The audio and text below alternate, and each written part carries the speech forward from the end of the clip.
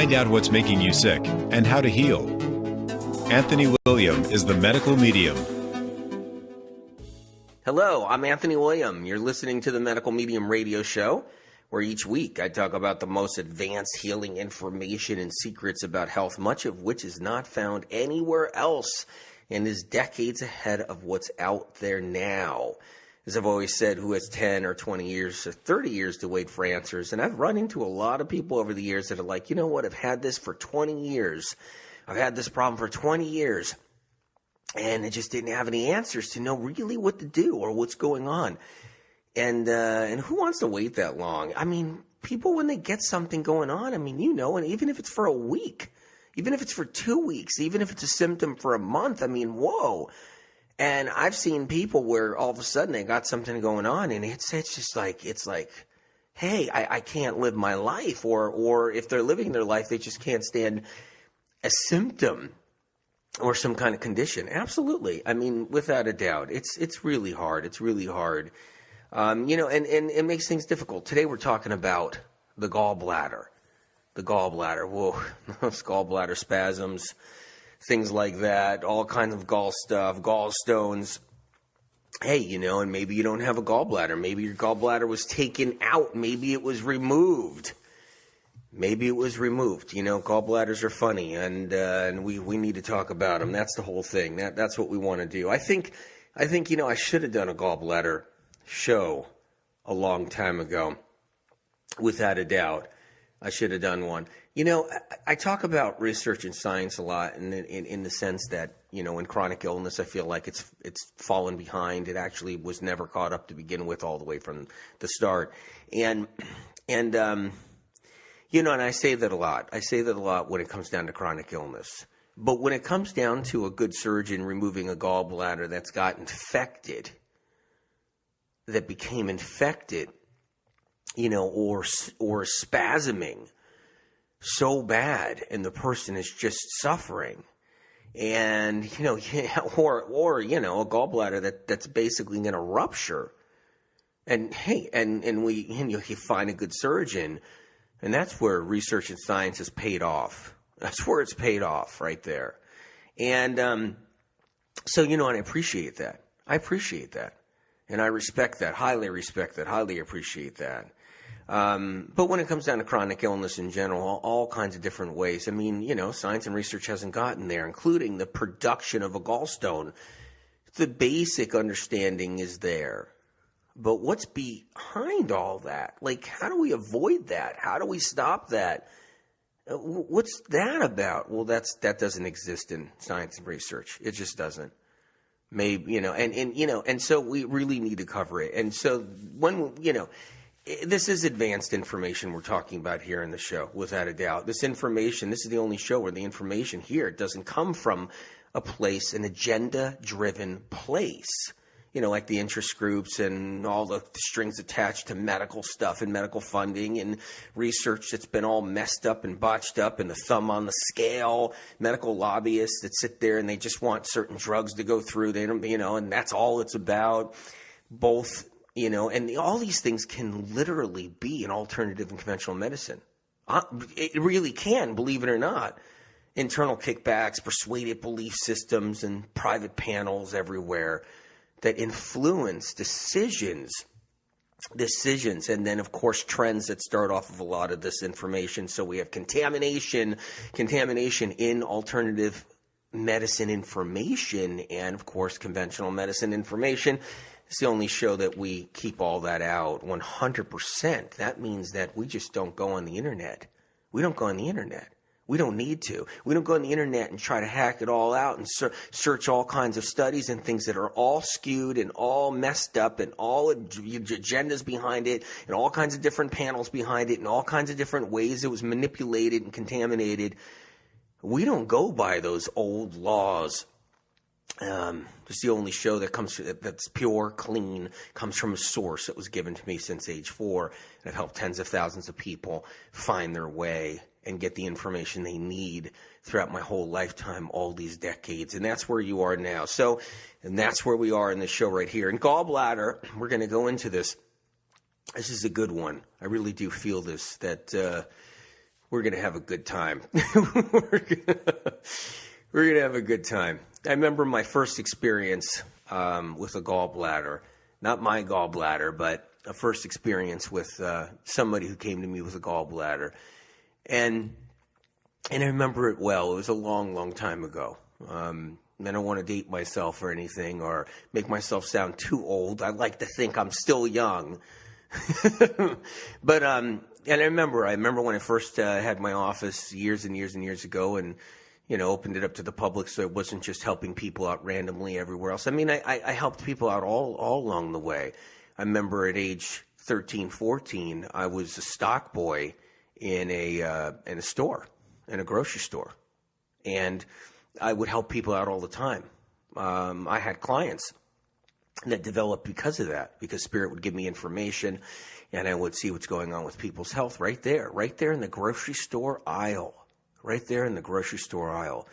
So I had a love for all that. I had a love for food and everything around because of what Spirit was teaching me constantly and what I needed to do for people. And so I liked being in that atmosphere. It was great because, people are shopping for food and it makes them think. It makes them think. And it's so great. And you give somebody advice and you're like, you know what? You need cucumber juice for those gallstones. And then, after that, when I finally had an office, I remember my first case coming in with gallbladder problems. And, right when the person walked through the door, Spirit was like, gallbladder, we got a pile of sand in there. We got a few stones in there. We got 2 varieties of stones in there. And there's even more varieties than what's recorded as far as what medical science and research understands. And so it was really interesting, and I have a love for that. I have a love for the liver and gallbladder and everything around it. So I remember that first case really clearly, and the person was suffering. It was heartbreaking, and they didn't want to get it taken out. And surgeries have gotten better for gallbladders. I mean, back then, they weren't as great. And it was more of a difficult surgery. It was a complicated surgery back then, believe it or not. Now, there's better techniques. There's better techniques for, snipping a gallbladder out underneath the liver under there. And it was a tricky place for surgeons to have to go and find. Back in the old days, they had to swim around and take a really good look. You needed a really good guy or a gal with a really good eye back then, and knew that gallbladders don't sit perfectly in the same place for everybody. And that's something I want to talk about too, is that gallbladders just aren't in the same spot for every single person. How's that possible? I thought we were all created equal in some way, or identical in some way with our bodies, right? No. The strangest things with our body. One is with gallbladders, they're not always in the same spot. Well, you might be thinking, well, where are they? Where could a gallbladder be besides tucked underneath the liver under there? Under the right side up there. Where would it be? Well, an inch over. How about that? How about an inch over? Which makes a huge difference when you're a surgeon. An inch over. How about cocked up a wrong way? Or a different way? How about that?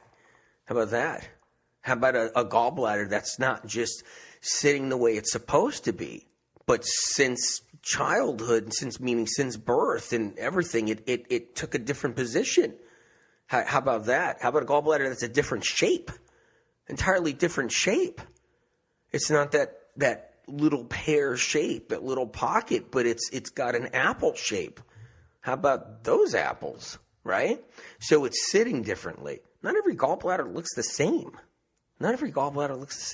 I talked to a surgeon, actually, pretty recently, and I was telling the surgeon about that kind of very thing, and he says, it's amazing that you even know that, he said. And I know, and the surgeon, is a friend of mine, and he goes, And he goes, and I know you know all these things because that's what you've done. That's what you do. We know that. But it's still mind-blowing that you know this. That's what the surgeon said to me. So my friend said to me, it's still mind-blowing that you know this. He knows why I know this, because of spirit. But it was weird. It was weird to him to hear it. Because not all gallbladders look the same. If you've cut enough of them out, if you've cut enough of those babies out over the years, you'll know.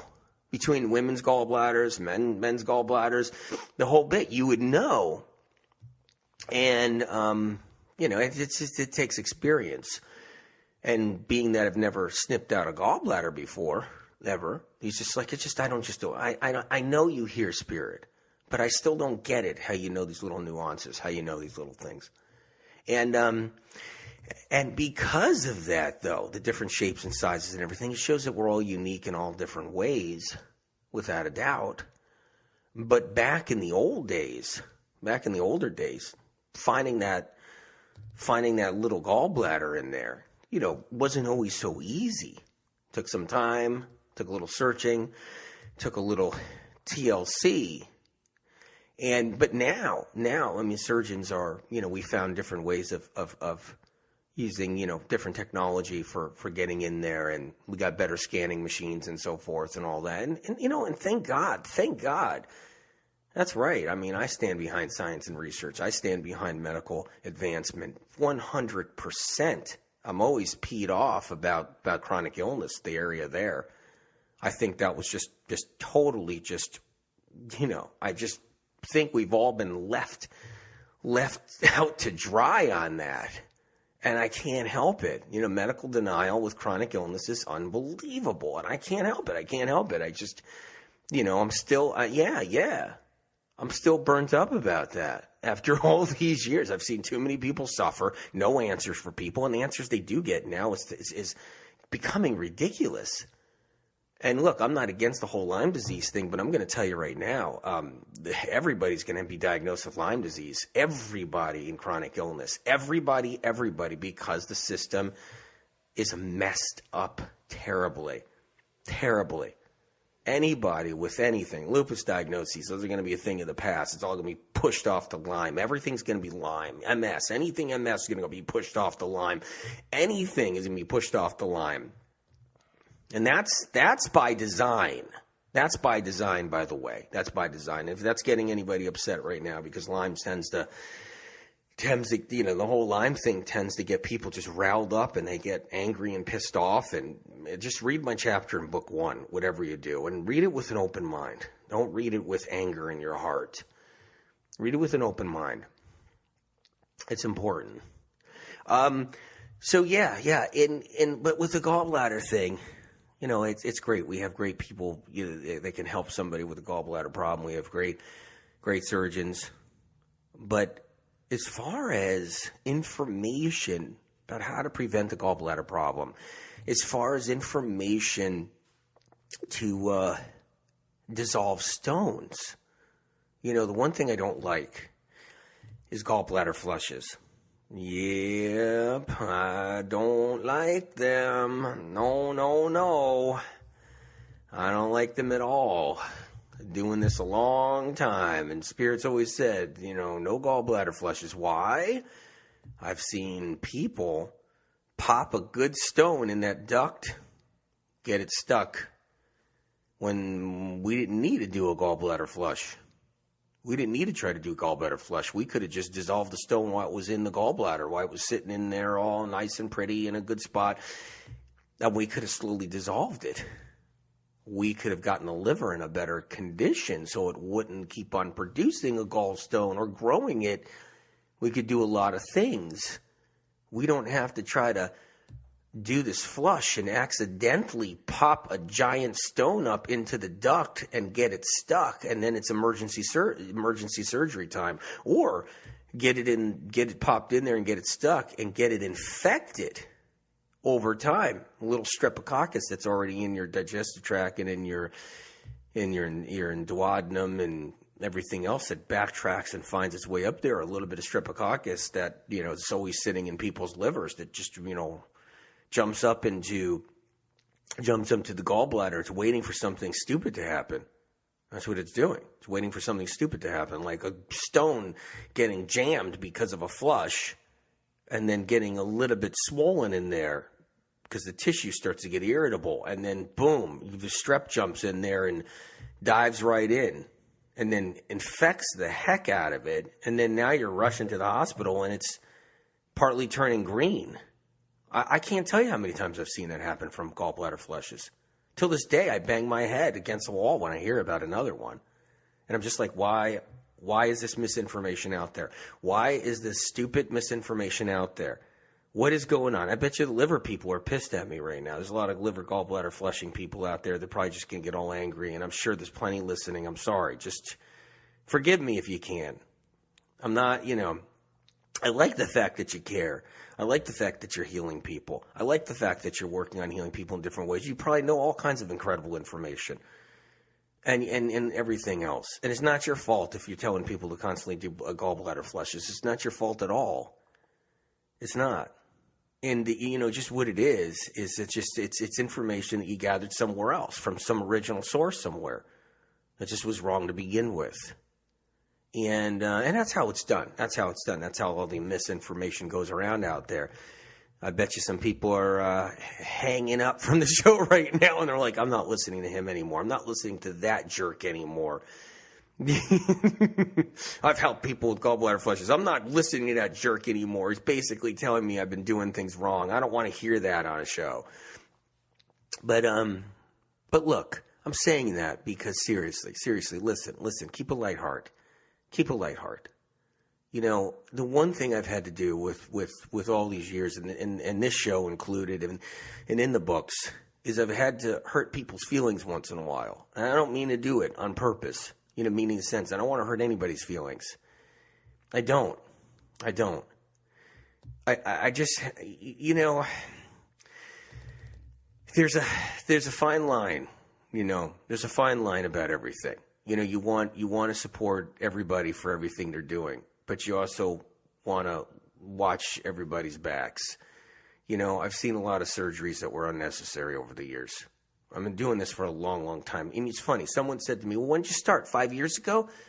When did you start being a medium? 5 years ago? I mean, what? Talk to my parents. Talk to my parents. And you listen to them and going all the way back. Vouching for me with stories, all the way since childhood. You talk to them. You ask them when I started being a medium, and it's not just that. I mean, I've been working on people forever, working with people forever, and going all the way back. And it hasn't been just 5 years, hasn't been just 7 years, hasn't been 9 years, hasn't been 12 years, hasn't been 15 years, it's been a lot longer. And so I've been able to witness a lot, just like a good surgeon witnesses so much, just like a good surgeon, who's got a track record, a long-term track record. And basically the bottom line is I'm not trying to hurt anybody's feelings. I'm just saying, hey, look, instead of doing the flushes anymore, let's redesign it. Let's change it up. Let's figure out something different. Let's figure out another way, which Spirit and I already know. Let's figure out another way to dissolve stones. Wouldn't that be nice? Wouldn't that be great? We can dissolve them. How about that? Or stop producing them. How about that? Or both. Wouldn't that be nice? Absolutely. Absolutely. Without a doubt. So stones, what's the deal with those? Or what are they made out of, right? Well, made out of cholesterol. Okay. Made out of, pigment too. Made out of pigment. Bilirubin. I like that name. Is that the right way to say it, bilirubin? And I say that because I like it when it's called bilirubin. I don't know. It's just cool. Cool name. And somebody might say, that's not the correct way of saying it. It's called bilirubin. Or something. I had that happen where I called something by a name that I think it's called. And someone's corrected me. Like, no, that's not the exact way it's supposed to be said. And so anyway, bilirubin, it's pigment, right?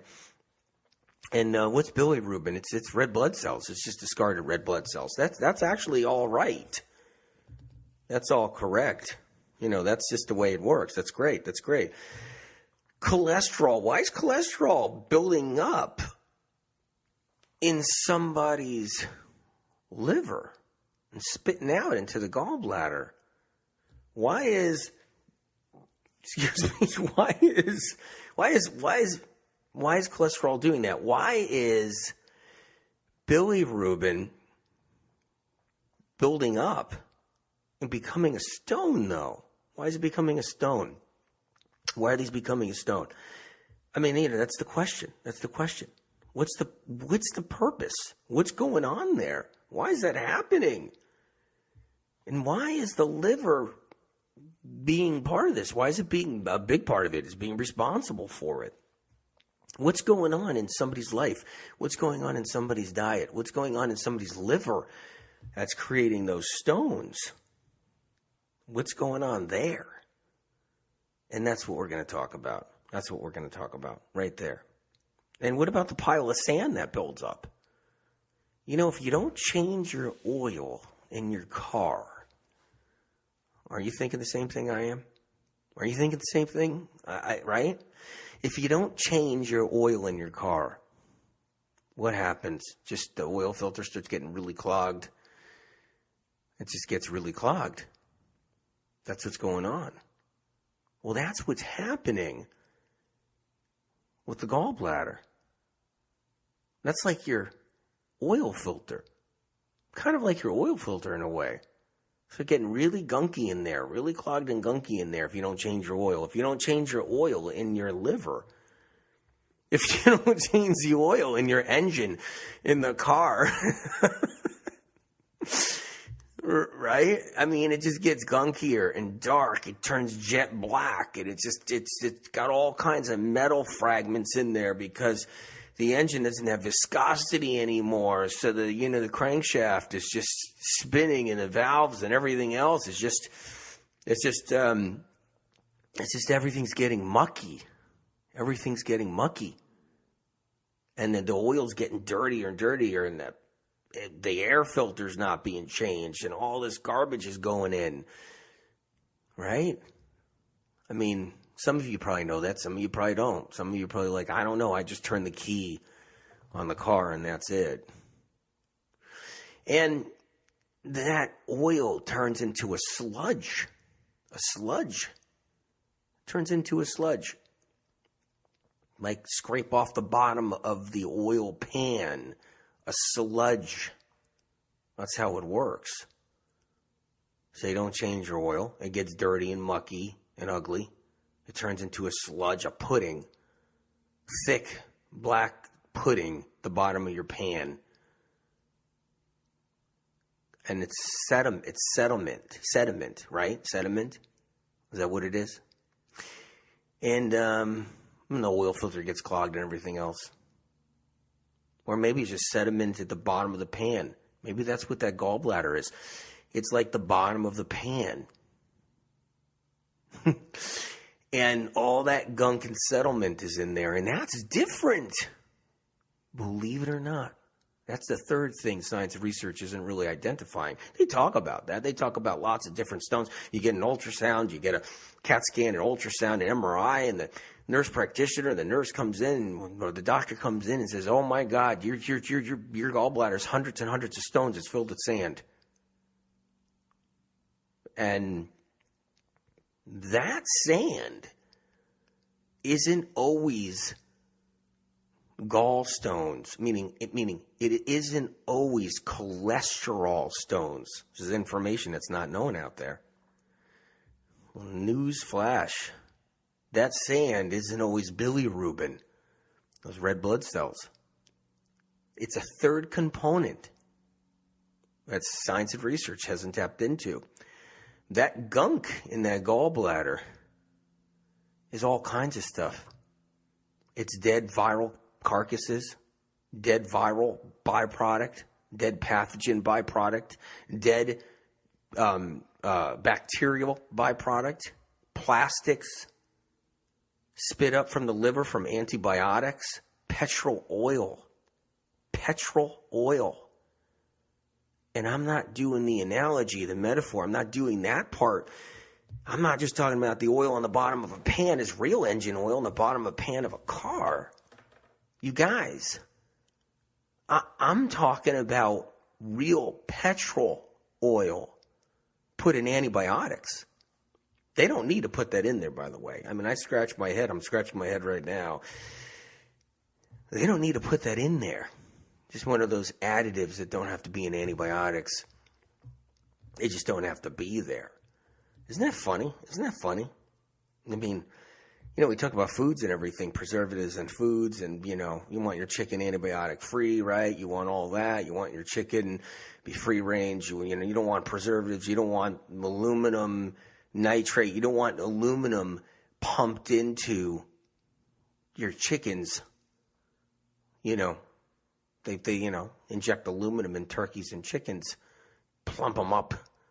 I mean, you don't want that in there, right? You don't want all this whatever in there. But when we take an antibiotic, they put all this stuff in there. I mean, they don't have to. That's the sad part. They don't have to. They don't have to have petrol oil in there. But where does that petrol oil go? It's small amounts, real small amounts. Doesn't matter. The liver gets pissed off anyway. And it stores these petrochemicals. And you can get other exposure to petrochemicals too. And from other drugs and other sources, other avenues. And liver, eventually just if the liver's not getting cleaned up, if we're not eating right, if we're not taking care of the liver, if we're not doing what we need to do for the liver, if our diet's not good, if we're pounding in tons of protein and fat in our diet, thinking that's the way, even if we're no carb and we're exercising and we're starting to look better and we're starting to get a little bit more fit, but our liver is still taking a hit like, oh my God. Nobody knows that, by the way. And so what does the liver do? It pushes that stuff right up into the gallbladder. And it's not Billy Rubin. It's not our friend Billy Rubin. It's not our friend cholesterol. Making names out of these two things. All right. I'm being silly today. There's nothing to be silly about with gallstones and gallbladders. Still, a lot of people go through a lot of trouble. I think I'm just giggly today. It's unbelievable. You got to keep a light heart. We got to keep a light heart, okay? So there's something else that gets going. There's something else going on in that sludge. It's a whole bunch of waste that's not analyzed by research and science. They don't analyze that. You know why? It's got a guilty trail in it. It's got a guilty trail. It's got a trail. It's evidence. It's evidence of all kinds of crap.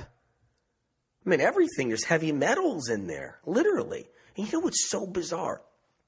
What's so bizarre is that's what's in engine oil. That's when engine oil's not replaced and it sits at the bottom of the pan, you guys. It gets filled with these little micro chips of metal that are coming out of the engine because there's no viscosity. Well, there's heavy metals saturating the liver from all kinds of reasons, medical reasons, medical stuff.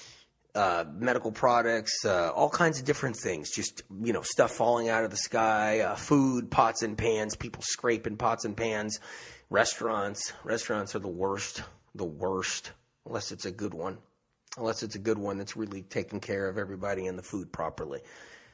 So if you're a restaurant owner, I'm sure that's what you're doing. If you're listening to this show, then that's definitely what you're doing, without a doubt. But the bottom line is that heavy metals, toxic heavy metals sit in that sludge. But that sludge never gets analyzed. Never gets analyzed. They never do. And if they have, which they probably have, I'm sure they kept out the bad stuff in any study. Because like I said at the beginning of the show, blah, blah, blah. This information doesn't come from this, contaminated, this sources, this, trendy traps, the payoffs, all that crap. Just like I said at the beginning. Because what's in that sludge is a whole bunch of evidence. All kinds of metals, plastics, petroleum, oils. Can you believe it? Yeah. And nobody knows it. And that's the third aspect of what's inside a gallbladder. Mind blown? Mine is. Spirit blows my mind all the time. Mind blown. Seriously. If yours isn't, then I understand. But mine is. Boom. I mean, that's the third part. So let's go through them a little bit. All right, the cholesterol stone. Why is cholesterol like amping up and becoming a rolling stone in there? What the heck? What is going on? That's because the liver's becoming dysfunctional. The liver's becoming dysfunctional because a big part of it's diet, another part of it's the liver's getting sluggish and dysfunctional, stagnant, even fatty, even if it's pre-fatty liver and not diagnosed. What about old Billy Rubin? Right? Why is that happening? Because red blood cells mean the liver's under stress, and it's contaminated with a lot of toxins and pathogens and stuff like that. So it's dealing with hemoglobin a lot differently, and red blood cells start to do something. They start to glue each other together. The pigment starts to glue itself together and creating a stone when the liver's too overburdened. And then, like grandma's apple pie, you just need the right recipe. You just need the right recipe. I said that probably one of the earliest shows ever that we did. One of the early shows. I've also said it many, many years ago. Grandma's apple pie tastes just the way it does because it's just right. Because she puts just a little bit of nutmeg in, but not too much and not too little. Little bit of salt, not a lot of salt. Balancing it with the sweet. I'm being silly today, I know. Sorry, you guys. Seriously. Let's take this as serious as possible. But seriously, though, with Grandma's apple pie, it's just right. For a reason. It made a recipe for a reason. With bilirubin and cholesterol stones to do what they're doing, it takes also a recipe of what's in that other sludge pile. What's in the other sludge pile? The sludge pile is the evidence of what's going on inside the liver, which creates the recipe of creating the stones, for God's sake. Yeah, mind blown. Information overload. Because it's never been released anywhere, that information. Of course, just like 85-90% of everything else on the shows that I do. I'm saying that in case, if you're on the internet, a lot of people, they're like, okay, what does he see? Okay, let's get on the internet. Okay, let's look into this. And now they're like going, they're going crazy. They're looking. So it's really about the liver in this situation. It's about the liver producing an amount of toxic waste from not being cared for. But it's the right kind of toxic waste that can glue red blood cells together, creating that pigment stone, that bilirubin stone. That stone, I hate that stone. Because that one's a weird one. Bilirubin, that stone, I don't like that stone. A little harder to dissolve. I've had to get a lot of people to dissolve them. Absolutely. I had to change their diet around the right way to get them to dissolve. I had to do different things, but I hate that stone. Cholesterol stones, I don't hate. We can break those down, no problem. We can break them down easier, faster. We can break down the bilirubin too. I mean, that's okay too. We can do that stone too. And we can get rid of some of the sludge, but we don't want to do it with a gallbladder flush. A silly gallbladder flush. I'll tell you right now, you don't want that cholesterol stone to pop up into that duct and lock itself in. And maybe you're lucky. Maybe you're lucky and it won't. As a lot of people do. They get by. They get lucky on that. But I don't like Russian roulette. Do you? I don't like it. I don't like taking a gun with one bullet, spinning the chamber, putting it up to my head for fun. I just don't like that. I'm not a Russian roulette kind of guy. Maybe when I was a kid. I'd be like, all right, I'll take the chance. I was... maybe when I was 10, 11, 12 years old, I would, take chances Not like anything stupid like that, but I would be like, all right, I bet we can do this. I bet we can take this bicycle and we can jump it over this ravine with this little wooden ramp. I got Spirit watching my back. Spirit won't let me get hurt. I'll fly like a bird on this bicycle. I'll jump this river with this bicycle. I'll take a chance. There's chances are. What's my odds, Spirit? 90% chance you're not going to make it. 10% chance that you're going to make it. And when you do make it to the other side, you're probably going to have broken bones. All right, I'll take my chance. Well, what's the guarantee about that 10% with broken bones? Well, 1%, you won't have any broken bones, just really bad bruises and injury. Okay, I'll take the chance, 1%. And, so yeah, but I don't like doing that. I don't like doing any of that now. That was when I was young. But the point is that we don't want to do that. You don't want to do those flushes. You don't want to pop a stone in there, in the duct. In the duct. Okay, so let's move on. We're trying to cut through this. Telling you guys too many stories. Spasms and infections, gallbladder infections. I hate gallbladder infections. You can get food poisoning in a restaurant, and it can take out your gallbladder, boy. Whew. Man, that foodborne toxin, that foodborne bacteria, that salmonella, anything like that can rush up to that gallbladder. I mean, if you're lucky and you're just vomiting for a day or for a couple of hours or quickly, or you just got a bad stomach ache and you're burping because of a foodborne toxin in a restaurant. And you guys should listen to my I think the show's called like Food Poisoning Show or something like that. I forgot now. Doing so many shows now, I forgot. I think it was food poisoning. You should listen to it. Listen to it carefully. Okay, because the last thing you want is to get food poisoning. I've had friends get food poisoning of the worst kind. Oh my God. I've had friends, I've had people, clients, I've had, doctors, friends getting the worst food poisoning ever in their life. You name it. And what happens is with food poisoning is sometimes it can get us really good, and that bacteria could rush right up to the gallbladder and infect it, get it to spasm like hell for a long time until the body can overcompensate and clean it up. And sometimes it can't. And surgeons have to remove the gallbladder after food poisoning. I'm drinking cucumber juice right now, by the way. Just kind of sipping it in between a little bit. Cucumber juice. Why would I be drinking cucumber juice on a day we're doing gallbladder? Because cucumber juice helps to dissolve gallbladder stones, but it does more than that. It helps to alleviate sludge out of the liver in a different way, that it doesn't have to purge back up into the gallbladder, sit there and settle into a pile of gunk, pile of engine oil in that gallbladder. It's almost like the gallbladder is the bottom of the pan of a car, oil pan. And, what happens here is that food poisoning is one thing. That's one thing. But also E. coli that sits inside our intestinal tract long term, or strep or E. coli, especially E. coli too. They sit in our intestinal tract for long term. And if they break out and you get gastritis and it kind of bubbles up and breaks out in your intestinal tract and you got a bout of gastritis, you could always get in trouble with your gallbladder and appendix too. So we want to just take care of things. The liver tries to trap as much bacteria and pathogens as it can possibly trap. The liver's immune system tries to destroy as much bacteria as possible. I'm not confrontational kind of guy at all. I'm not one of those guys.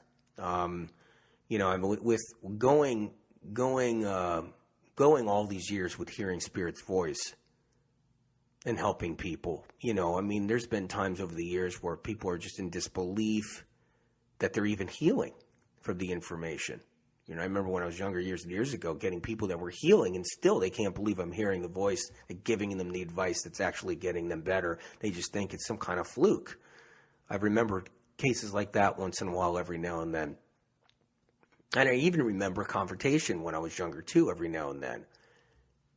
And I remember this one case going all the way back. I think I was 18 years old, and this woman came to me. No doctor would listen. She was so fatigued she couldn't just get out of bed.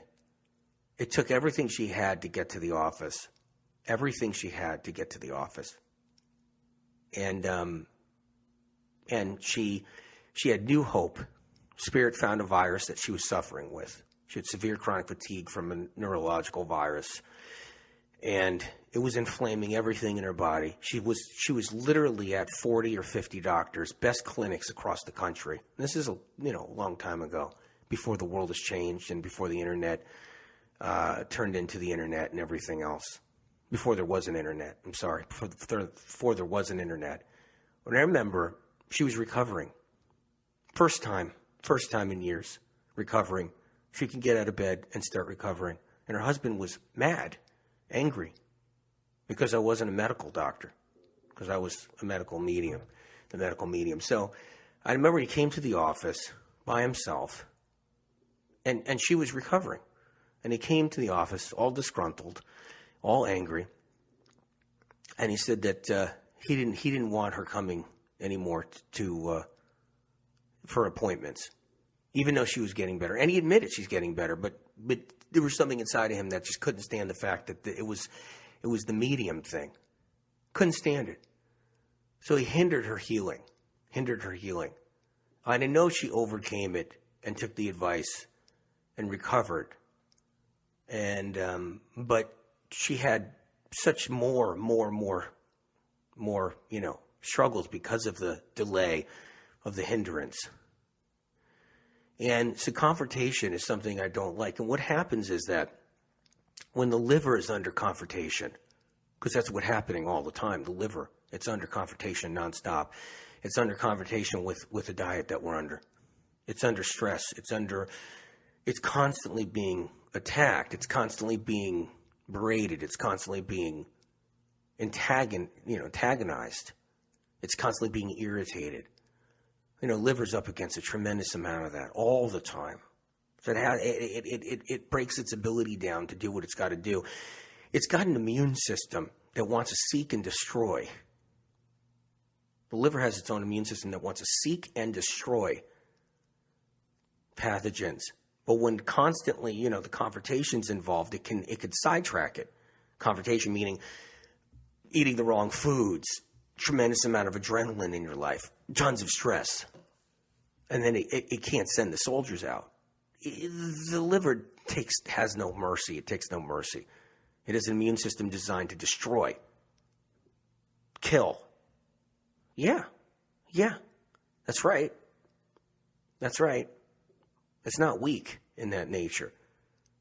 It doesn't like confrontation on any level. It doesn't like problems, but it won't back down. It won't back down unless it's forced to, and it's getting sidetracked to that degree. And so I always think about that. I just want everybody happy. Since I was a kid, I want everybody happy. I want everybody healing, and I want everybody happy. And even as a kid, I used to say to Spirit, why is this person disgruntled when their most beloved person in their family is getting so much better? It's been so sick. And Spirit would say, well, it's like ego stuff, and it's jealousy stuff. It's just weird stuff. It's a whole pile of just emotional damage. And I said, well, it's amazing because, and that reminded me of people's livers. What's getting in the way of people doing the right thing for their liver? A lot of bad information and misinformation out there that has those things attached to it, like ego and all kinds of different things and agendas and everything else that are going on, and it gets in the way of people healing. It gets in the way of people ever protecting their liver, healing the liver, looking after their liver. And the liver needs help, and it needs that attention. And this woman actually, this was horrific what she was going through. Horrific. And healing for the first time. She just needed some of that information. The liver just needs some attention. So it could do what you need to do. Her immune system needed a little bit of caring, a little bit of compassion, a little bit of the right information for the first time in her life. So that her immune system could go and seek out and destroy and do what it needs to do and not get sidetracked. The liver needs the same thing. It's got an immune system that wants to seek and destroy and kill things, but it gets sidetracked. So confrontation is not good no matter what, and when it comes down to healing. And so many people have to deal with it.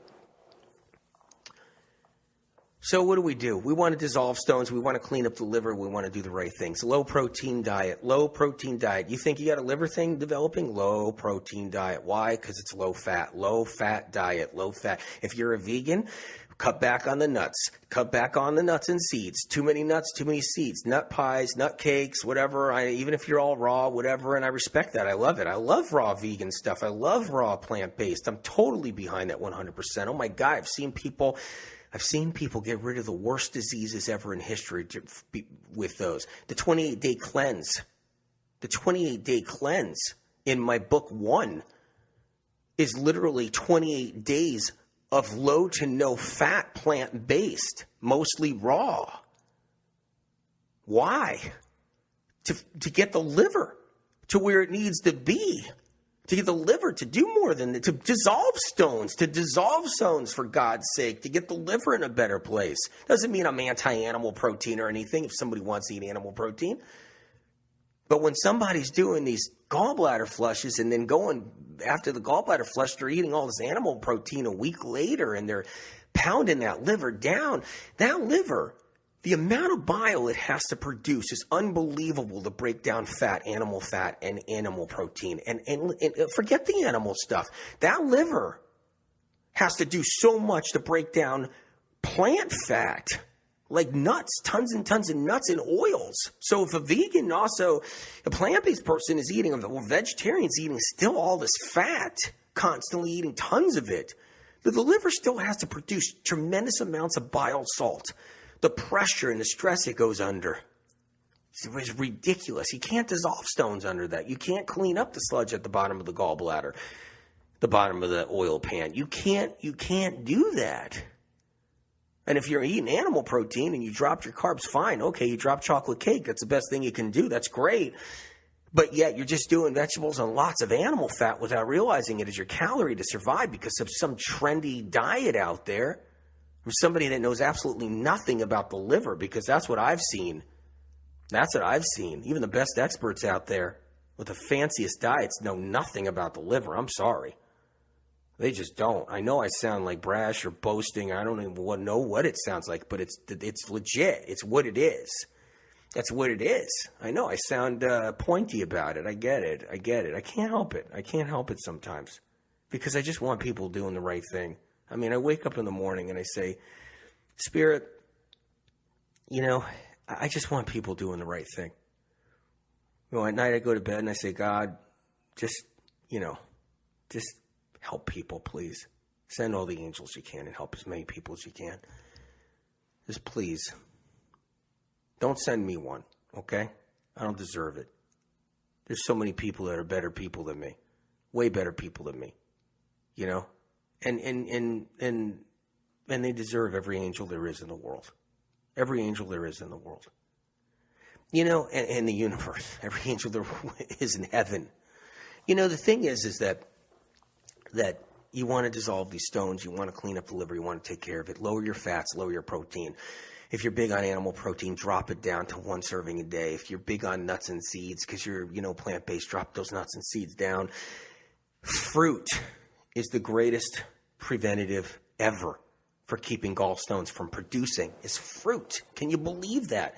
I should have rewound that. What's the greatest preventative ever for keeping gallstones from producing and even making them dissolve is fruit. Why didn't I switch that around? I said fruit first. God. The less fruit you eat in a lifetime, the greater chance of gallstones. Yeah, gallstone creating a crap storm in your gallbladder, creating all the pain and suffering. But the less chance you will grow a gallstone, the greater chance you'll dissolve one. Lemon water, lime water, dissolve stones. Don't eat animal protein for breakfast, whatever you do. You'll never get a gallstone you'll never get a cholesterol, some bilirubin stone or sludge out of the liver. Never. If you're an animal protein lover, it has to be at a different time of day. It can't be in the morning. If you're a vegan, you can't be doing nut stuff in the morning. If you're worried about gallstones, if you're worried you got a gallbladder problem, you can't be doing piles of nuts in the morning. It's got to be things. There's got to be some fruit. Got to be some fruit smoothies. Got to be, the wild blueberries. Got to be different fruits and dissolve cranberries, handful of cranberries. Celery sticks, handful of cranberries. Anything, any kind of fruit. Celery juice, great dissolver of gunk in the liver to stop it from purging back up into the gallbladder. Incredible weapon, amazing weapon. Vitamin C, the basic supplement vitamin C is incredible for taking care of the liver and gallstones. Vitamin C. That alone is unbelievable. What a weapon that is. Aloe vera, what a weapon that is. But cucumber juice, celery juice, these are weapons for getting the liver cleaned up and healed.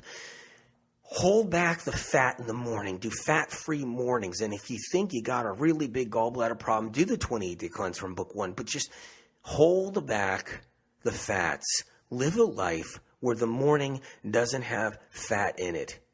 If you're worried about gallstones, gallbladders, liver problems, hold back the fats, hold back the protein in the morning. That means you do your green juice, you can do lots of fruit, you don't have to starve. You don't have to starve.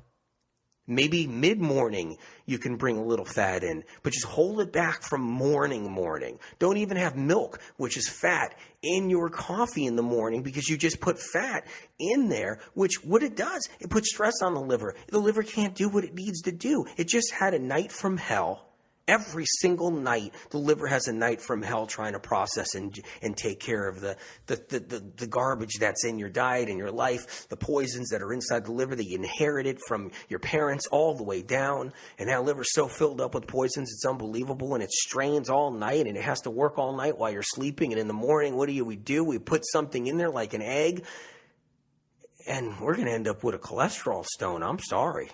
Maybe not now. Maybe you're exercising and you're losing weight and you're on this new diet, fancy diet, and you think eggs are great and you're not going to get a cholesterol stone. That's not how it works. You'll get that cholesterol stone down the road. That's right. So you got to be fat-free in the morning. You think you got real problems with your gallbladder? Go fat-free long-term. Go long-term if you can. Do the 28 days. I know people have done longer. They've dissolved their stones. But the lemon water is critical for dissolving stones. Cranberries dissolve stones. Cranberry juice, cranberry water. Blend some cranberries with some water.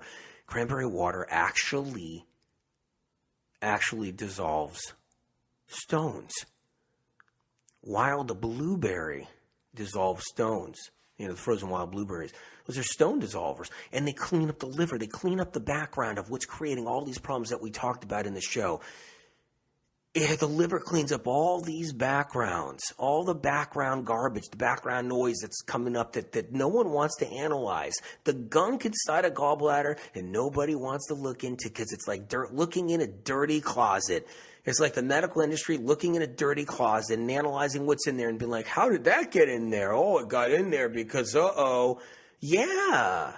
And the industries and the chemical industries and chemical companies and all the different industries that produce so much stuff that ends up in our liver. How did that end up in there? How did pesticides from that company, that one specific company we know of, how did that end up in somebody's gallbladder?